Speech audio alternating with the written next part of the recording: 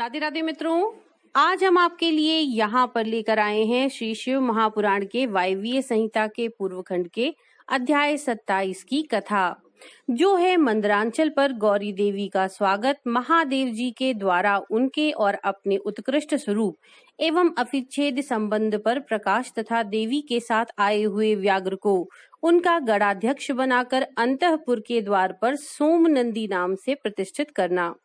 तो चलिए शुरू करते हैं। ऋषियों ने पूछा, अपने शरीर को दिव्य गौर वर्ण से युक्त बनाकर गिरिराज कुमारी देवी पार्वती ने जब मंदरांचल प्रदेश में प्रवेश किया, तब वे अपने पति से किस प्रकार मिली? प्रवेश काल में उनके भवन द्वार पर रहने वाले गणेश्वरों ने क्या किया तथा महादेव जी ने भी उन्हें देखकर उस समय उनके साथ कैसा बर्ताव किया? वायु देवता ने कहा, जिस प्रेम गर्भित रस के द्वारा अनुरागी पुरुषों के मन का हरण हो जाता है, उस परम रस का ठीक ठीक वर्णन करना संभव नहीं है। द्वारपाल बड़ी उतावली से राह देखते थे। उनके साथ ही महादेव जी भी देवी के आगमन के लिए बड़े उत्सुक थे। जब वे भवन में प्रवेश करने लगी, तब शंकित हो उन प्रेम जनित भावों से वे उनकी ओर देखने लगे। देवी भी उनकी ओर उन्हीं भावों से देख रही थीं। उस समय उस भवन में रहने वाले श्रेष्ठ पार्षदों ने देवी की वंदना की। फिर देवी ने विनय युक्त वाणी के द्वारा भगवान त्रिलोचन को प्रणाम किया। वे प्रणाम करके अभी उठने भी नहीं पाई थीं कि परमेश्वर ने उन्हें दोनों हाथों से पकड़कर बड़े आनंद के साथ हृदय से लगा लिया। फिर मुस्कुराते हुए वे एक टक नेत्रों से उनके मुख चंद्र की सुधा का पान सा करने लगे। फिर उनके बातचीत करने के लिए उन्होंने पहले अपनी ओर से वार्ता आरंभ की। देवादिदेव महादेव बोले, सर्वांग सुंदरी प्रिय, क्या तुम्हारी वह मनोदशा दूर हो गई जिसके रहते तुम्हारे क्रोध के कारण मुझे अनुनय विनय का कोई भी उपाय नहीं सूझता था? यदि साधारण लोगों की भांति हम दोनों में भी एक दूसरे के अप्रिय का कारण विद्यमान है, तब तो इस चराचर जगत का नाश हुआ ही समझना चाहिए। मैं अग्नि के मस्तक पर स्थित हूँ और तुम सोम के। हम दोनों से ही यह अग्नि सोमात्मक जगत प्रतिष्ठित है। जगत के हित के लिए स्वेच्छा से शरीर धारण करके विचरने वाले हम दोनों के वियोग में यह जगत निराधार हो जाएगा। इसमें शास्त्र और युक्ति से निश्चित किया हुआ दूसरे हेतु भी हैं। यह स्थावर जंगम रूप जगत वाणी और अर्थ में ही है। तुम साक्षात वाणी में अमृत हो और मैं अर्थ में परम उत्तम अमृत हूँ। ये दोनों अमृत एक दूसरे से विलग कैसे हो सकते हैं? तुम मेरे स्वरूप का बोध कराने वाली विद्या हो और मैं तुम्हारे दिए हुए विश्वास पूर्ण बोध से जानने योग्य परमात्मा हूँ। हम दोनों क्रमशः विद्यात्मा और वेद्यात्मा हैं। फिर हम में वियोग होना कैसे संभव है? मैं अपने प्रयत्न से जगत की सृष्टि और संहार नहीं करता। एकमात्र आज्ञा से ही सबकी सृष्टि और संहार उपलब्ध होते हैं।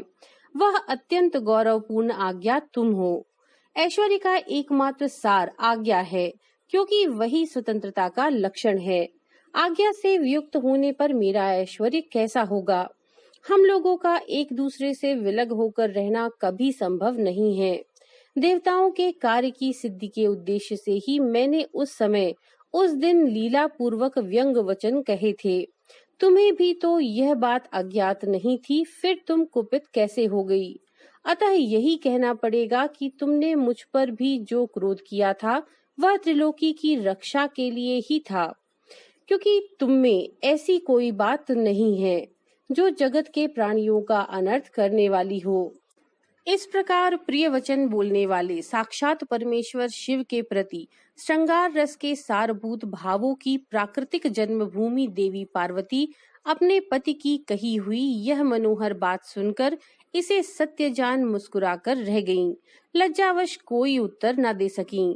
केवल कौशिकी के यश का वर्णन छोड़कर और कुछ उन्होंने नहीं कहा। देवी ने कौशिकी के विषय में जो कुछ कहा उसका वर्णन करता हूँ। देवी बोली, भगवन, मैंने जिस कौशिकी की सृष्टि की है उसे क्या आपने नहीं देखा? वैसी कन्या ना तो इस लोक में हुई है और ना ही होगी। यूं कहकर देवी ने उसके विंध्य पर्वत पर निवास करने तथा समरांगण में शुंभ निशुंभ का वध करके उन पर विजय पाने का प्रसंग सुनाकर उसके बल पराक्रम का वर्णन किया। साथ ही यह भी बताया कि वह उपासना करने वाले लोगों को सदा प्रत्यक्ष लाभ देती है तथा निरंतर लोगों की रक्षा करती रहती हैं। इस विषय में ब्रह्मा जी आपको आवश्यक बातें बताएंगे। उस समय इस प्रकार बातचीत करती हुई देवी की आज्ञा से ही एक सखी ने उस व्याघ्र को लाकर उनके सामने खड़ा कर दिया। उसे देखकर देवी कहने लगी, देव, यह व्याघ्र मैं आपके लिए भेंट लाई हूँ, आप इसे देखिए। इसके समान मेरा उपासक दूसरा कोई नहीं है।